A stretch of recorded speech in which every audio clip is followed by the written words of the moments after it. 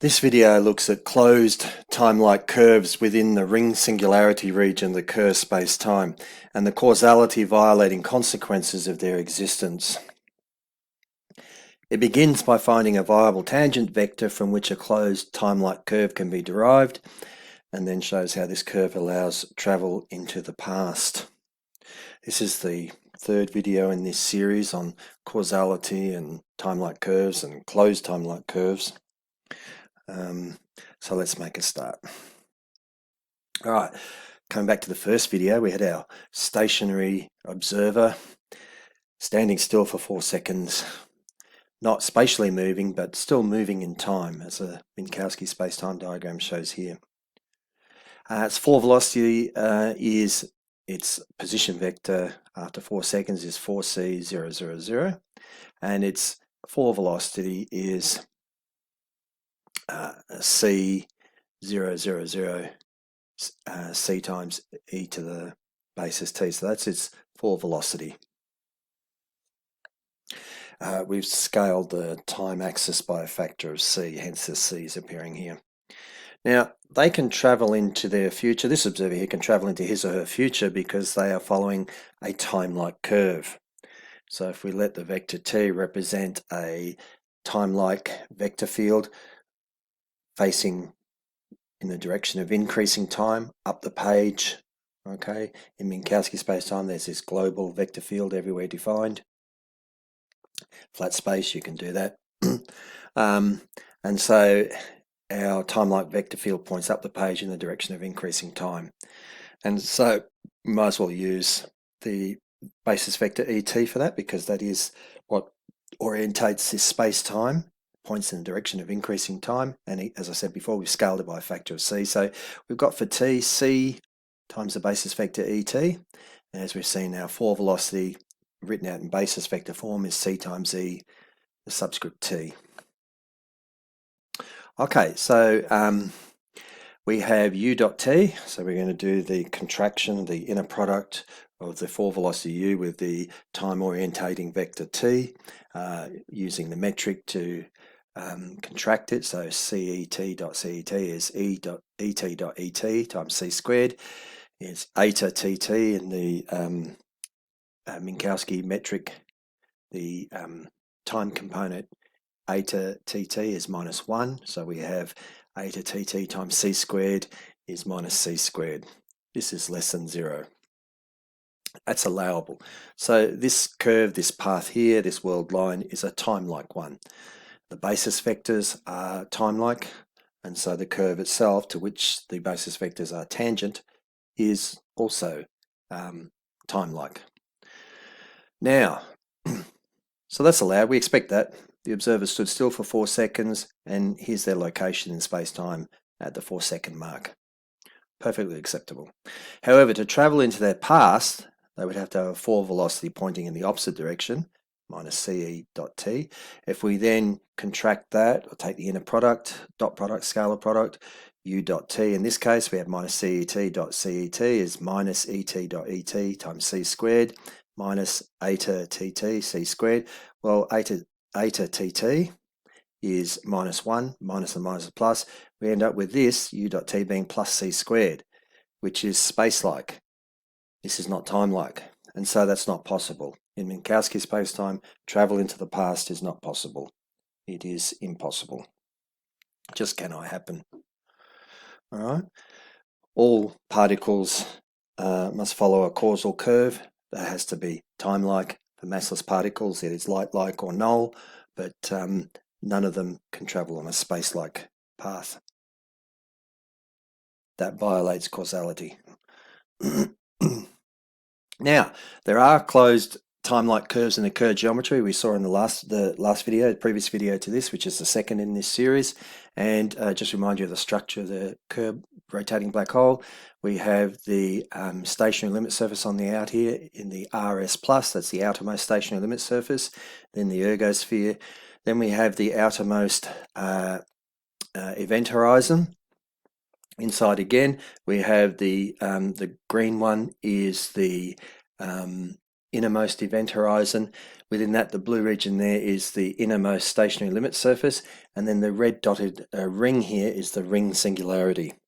Okay, the ring singularity occurring at x squared plus y squared is a squared, z equals 0, so it's in the equatorial plane. Just have a look at that a little bit more. All of this information is taken from the videos on the Kerr playlist, Kerr geometry playlist. All right, so having a look now at the ring singularity, call the ring singularity sigma, such that's defined by rho squared is equal to 0. Rho squared is r squared plus a squared times cos squared theta is 0. That is, all of that's equal to 0 when r equals 0, and when cos theta equals 0, which occurs for theta is pi on 2. So we're in the equatorial plane. This ring singularity exists in time, it persists through time, and so it has topology. Sigma is S1, the Cartesian product of the set S1 with the set R1. So that's the ring, the circle, and the coordinate, in this case time. Okay. In the ring singularity, outside the singularity, r is greater than 0. On the ring itself, r equals 0, that's the definition of it, and within the ring, r is less than 0. We take negative values of r in here, assuming we can do that. We can do that with coordinates because they're not physical measurements. We're free to set up a coordinate system how we like. They're not physical measurements themselves. It's up to us what coordinates we choose. A ring singularity, a coordinate radius a lying in the equatorial plane, z equals 0. That's our object there. Okay, so that's what we're working with. And we're interested in the region just inside the ring for very small negative r values. Okay, so using Boyer-Lindquist coordinates, ct, r, theta, phi, the Kerr line element and Boyer-Lindquist coordinates is this object here. Okay, and we're really just interested in the time and angular part. So here, rho squared is r squared plus a squared cos theta. Delta is all this. You've seen this if you go to the Kerr playlist, Kerr geometry playlist, you'll see all this. This geometry has two killing vectors. The metric is independent of the time and angular phi coordinates, the azimuthal angular phi coordinates. So these two coordinates. So you have killing vectors in these directions, right, where the space-time is constant, moving in those directions. It doesn't change. The geometry of this space-time is dependent on r and theta. Now we're interested in the region just inside the ring, which in turn lies in the equatorial plane where theta is pi on 2, and so d theta is 0. We're going to set r to a constant small negative value, minus r0 I'll call that. dr is 0 because we're not varying r. And the absolute value of negative r0 is much less than 1, so it's a very small r value. As I showed in the last video, when you put all that in here and sine theta becomes 1 and so on, this metric term has negative value for small negative r0. All right. Now, we can time orient this region, so we're going to set up a vector. In the literature, I'll call it canonical vector because it's really a standard vector for this, for use in time orienting this region when we're talking about it. So V is r squared plus a squared multiplied by the basis vector, and plus a times the phi basis vector. Now we can write basis vectors like this, or we can write them in their operator form from differential geometry. Both have advantages. Operator form, particularly if you're talking about directional derivatives along curves and so on, it has its advantage. So I'm just using either interchangeably because they are interchangeable. All right. It just depends on which you're more comfortable with. All right, so you have this vector v which orients our time. It gives us a direction of increasing time.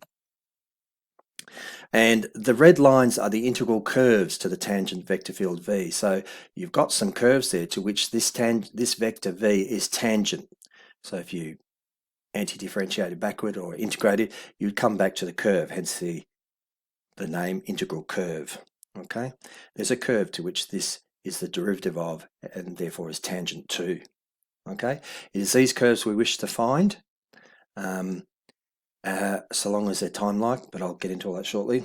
Now, all massive particles travel along time-like curves. If v is time-like, and I'll show that it is, if v is time-like, then these curves are time-like. So we're talking about the azimuthal angle variable phi and the variable t. This is going to time orient.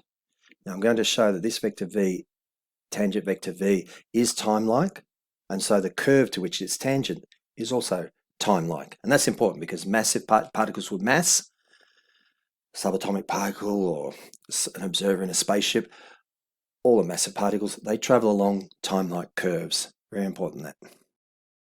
All right, so let's break it down. That vector v was made up of r squared, a squared, and a, and so on. So let's break it down. So there's a bit of algebra involved if you do it all in one hit.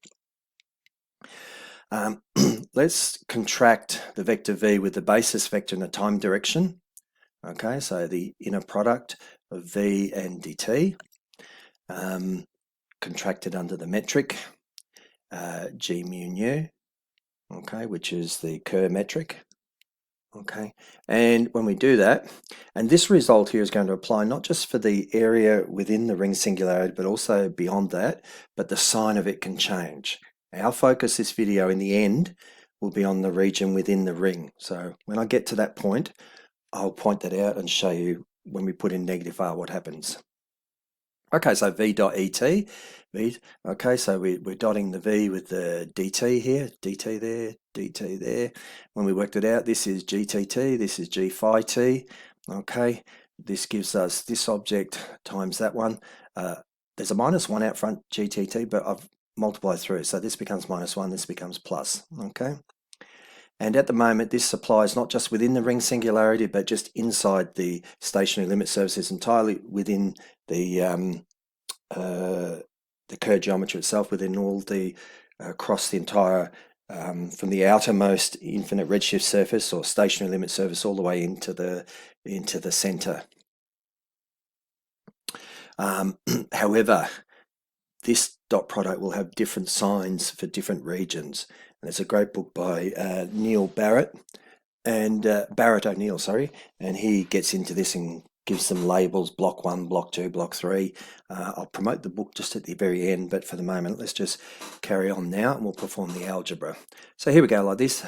When we do this, a little bit of rearranging. Let's expand some things out here. We get this, so expanding out the parentheses, we end up with this. When we do all that, collecting some terms here. Okay, this a squared and a squared sine squared theta, a squared minus sine squared theta, factorizing all that out front, will give us cos a squared cos squared theta, then multiplied by that. So these two have collapsed to this one. These and these have stayed the same. This one here, now I can factor out again a common factor, 2gmr on c squared times all this. Well, rho squared is by definition r squared plus a squared plus cos squared theta, so that becomes 1, and we're left with just this and this. Okay, let's just take this term inside the parentheses here, put a minus in there, and what we've got is minus delta. So clearly that's time-like. So v dot et gives us a negative result, so it's clearly time-like.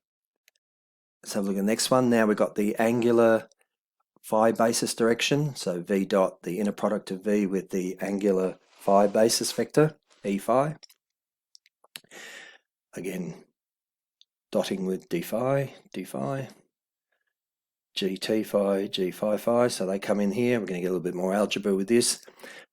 And what we're going to do is start, well, common factor of sine squared theta there, sine squared theta here. We're going to pull that out, and also a factor of a, I believe. Yep, there is a factor of a here. Yep. So pull that out front.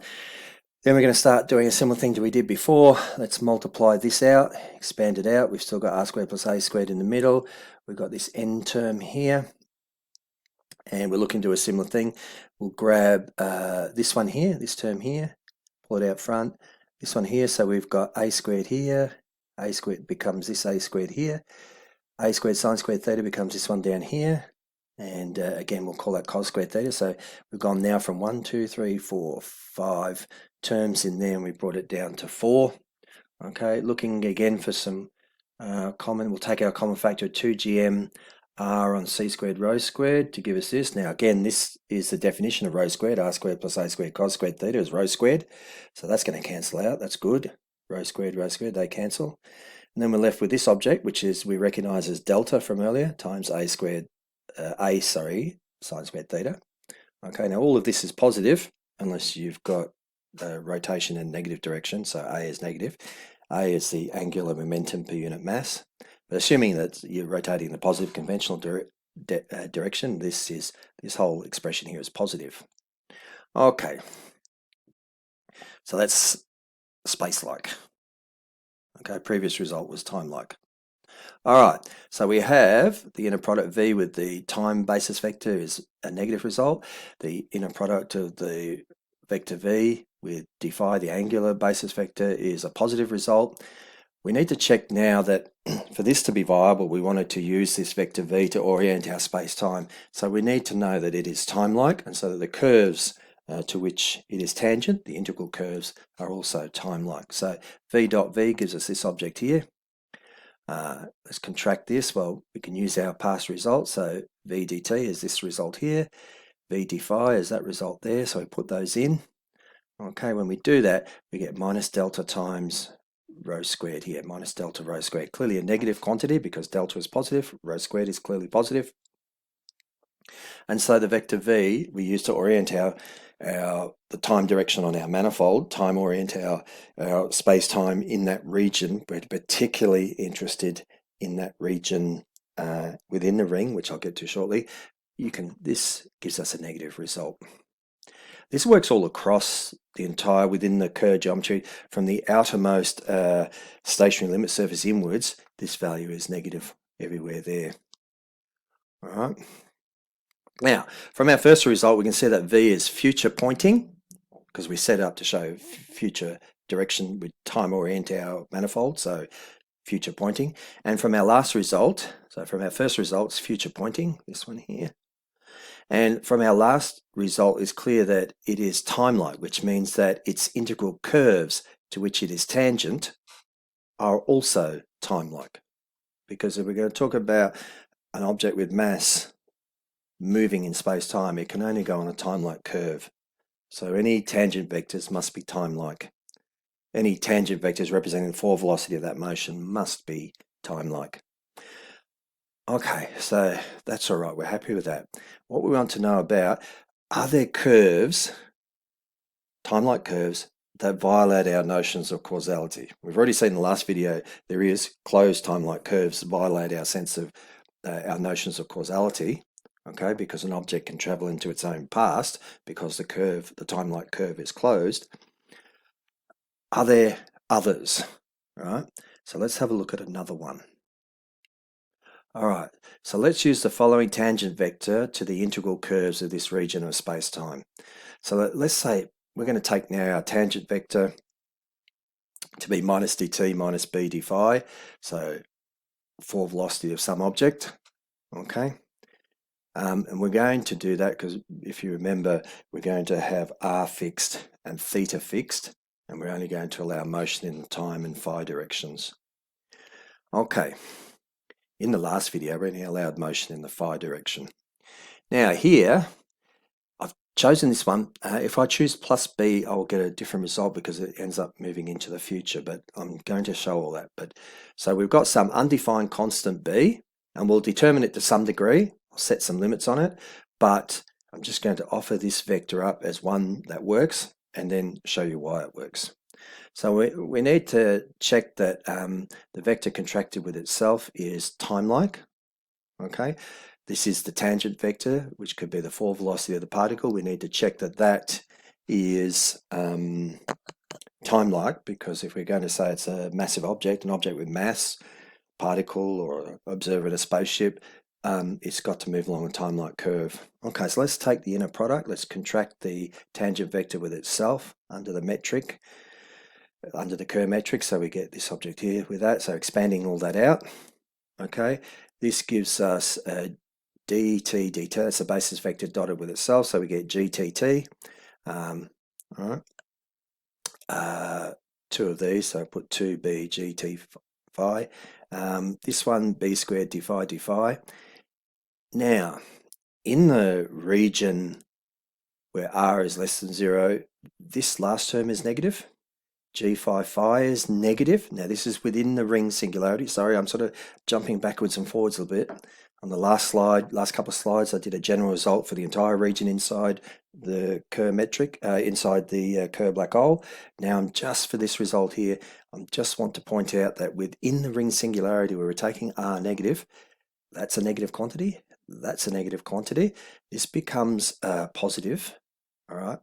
But B squared dominates 2B, okay? It grows larger at a faster rate than 2 times B, plus this is negative. And so overall, this result is negative, okay? For large enough B, this is less than 0, and so gamma prime, or the derivative of the tangent vector with respect to tau, which is the derivative of some curve gamma, which we don't yet know. Okay, so remember, this tangent vector here is tangent to some curve, and these red lines represent the integral curves of that vector field. Okay, so for this tangent vector, which I'm offering up here as leading to some time-like curve, we can show it's time-like, and so the curves to which it's tangent are time-like. All right, so if the tangent vector is time-like, then so is the curve to which it's tangent. So the integral curves of this tangent vector will be time-like. Very important. We need to assure that. Okay, now we need to check that this vector is future pointing for the observer or massive particle traveling along this curve in the direction of gamma prime, as we've said. Okay, so the inner product of gamma prime with V, remember we use V to time orient our manifold, is less than 0. And so gamma prime V, this object here. Okay, when we going to expand that out, we're going to use this, call this V, put it here.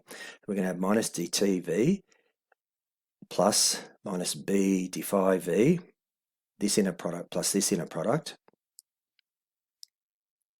Okay, now this first inner product is just the negative of a result we obtained earlier. So it's negative of negative delta is delta, so it's positive.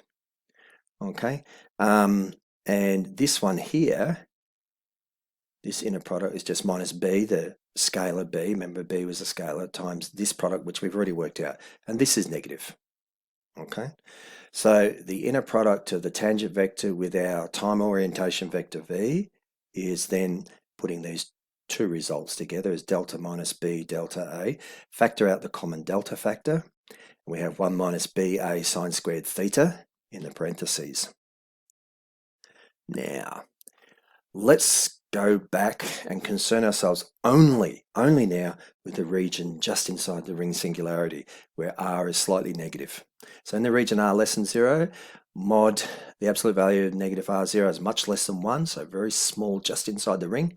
And for theta equals pi on 2, remember the equatorial plane, we have sine pi on 2 as 1. And so in this region, delta is greater than 0 in this region, and that gives that is delta times that equals delta times, and remember sine squared of pi on 2, well sine pi on 2 is just 1, so 1 squared is 1.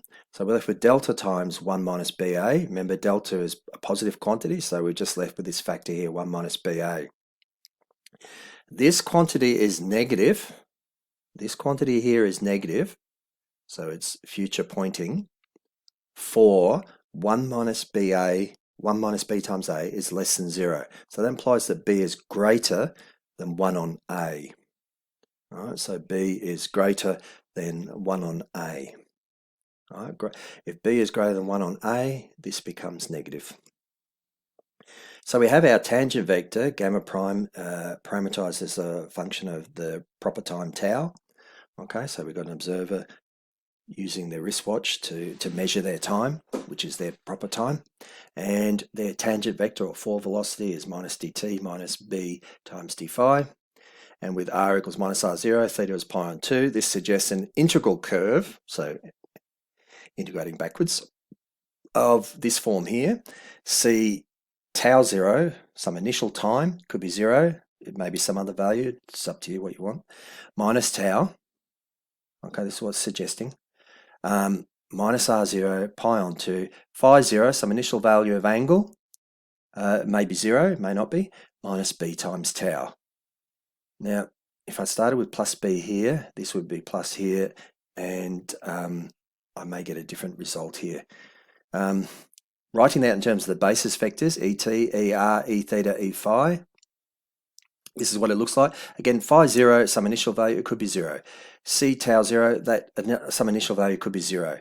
So we're just left with minus tau minus b times tau. That's the important factor here, because when we differentiate this, we come back to minus dt minus b d phi. Okay? And I'm showing you just minus b because this is the one that works. Okay, so here's our curve in the t phi direction, but instead I've expressed this as x and y. Here's the equatorial plane,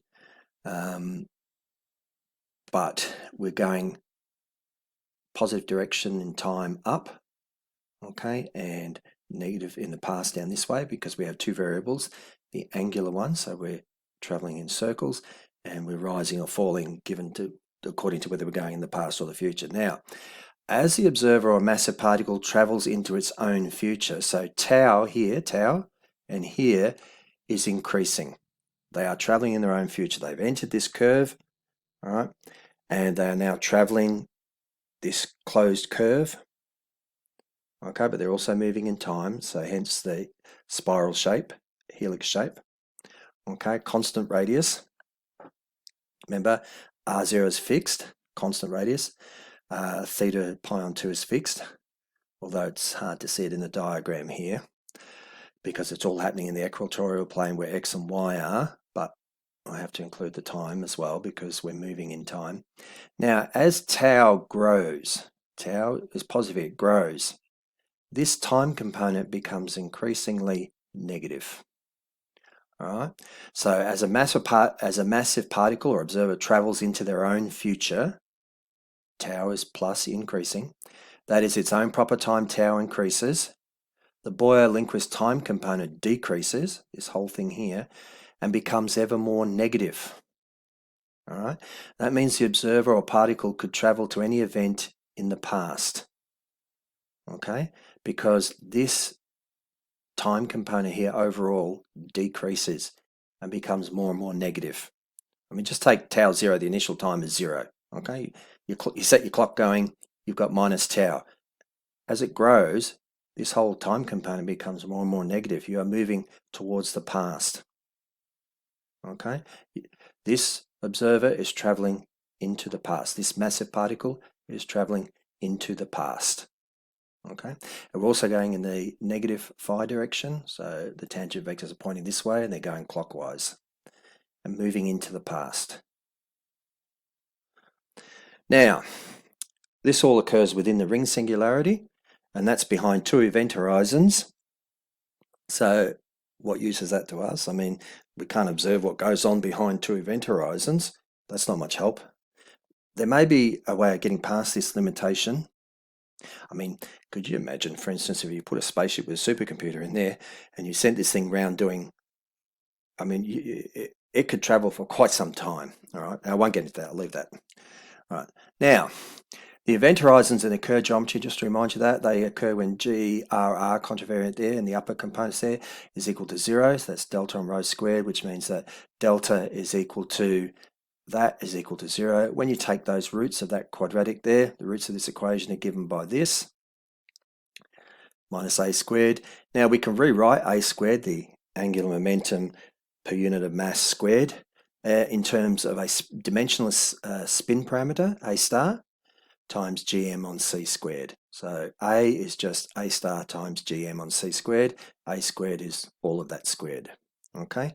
Now, these roots can be used to classify the Kerr geometry according to, I've covered this before, but a star is 0, you have the Schwarzschild space-time. If the mass is not rotating, you just become the single Schwarzschild space-time, okay, which in that case, you'll get two roots. I'll show you that shortly. If it's a star is between 0 and 1, but less than 1, you get the slow Kerr space-time, slow rotation. A star equals 1, you get extreme Kerr space-time. A star equals 1, I'll show you what happens there. There's a single root, right? And a star greater than 1, you have what's called fast Kerr space-time. And when a star is greater than 1, you can imagine when this is greater than 1, this is larger than this, and so no real roots are possible. You get complex roots, which suggests that the event horizons do not form. Okay, so as plots, we have the Schwarzschild here. All right, A star equals 0. Okay, you've got, I forgot to mark that, but that's the Schwarzschild radius, 2gm on c squared. R is 0 is the other one. Slow Kerr, you have two roots, R minus, R plus. The extreme Kerr, a single root occurs there. Okay, and the fast Kerr, no real roots at all, complex roots. So in the fast Kerr case, there are no real roots. And so horizons, event horizons, do not form, which means we are left with a naked ring singularity. Okay, so here's our curve describing motion traveling backwards in time, traveling into the past. Okay, as an observer's future light cone, tau, their proper time grows. They move forward in their proper time, going forward, but overall, the time component of this curve becomes increasingly negative. Okay, and they can travel to any event in their past or in the past in general. And with a naked singularity, that means that they can come in and out of that region because there's no event horizons to cross, and so they're not trapped inside two event horizons. Because if they're trapped inside two event horizons, then whatever they do time travel wise is of no use to anybody outside because they're never returning outside the event horizon. But if you have a naked ring singularity, well, time travel around that, according to this, there's some possibility. Look, whether or not this means that it's even possible, who knows? Maybe we just found a nice mathematical description of something that's physically not possible. There is a conjecture, the Penrose conjecture, that says that naked singularities are not possible. There's no such thing. But if it were, then that raises a different prospect. So an excellent reference source for the Kerr space-time is a book titled The Geometry of Kerr Black Holes by Barret O'Neill. It's published in 2014 by Dover Books. A lot of good books. In general, relatively huge. I think all of them are good, but anyway, there's a lot of them. Anyway, so just to remind you what's happening now, here we have a curve. Here's the green vectors. Here's our four velocity tangent to this time-like curve. We've established the tangent vector, the four velocity, is time-like, and therefore the curve it follows is time-like. Okay, so here's an observer here. At this point here, here's the future light cone. It's pointing in the direction of the green vector. Their past light cone is here, so their proper time is growing. As the observer or massive particle travels into its own future, that is, its own proper time tau increases, so this tau grows, the Boyer-Lindquist time component decreases and becomes ever more negative. This whole thing becomes ever more negative because this becomes larger and larger in the negative direction. That means the observer or particle could travel to any event in the past. All right, which is useful if you have a naked ring singularity, because then they could come and go and travel in time. Naked singularities, point singularities or ring singularities probably don't exist in nature, but if they do, then the possibility here is amazing. On the other hand, this may be a nice description of something that just doesn't happen in nature. And the end.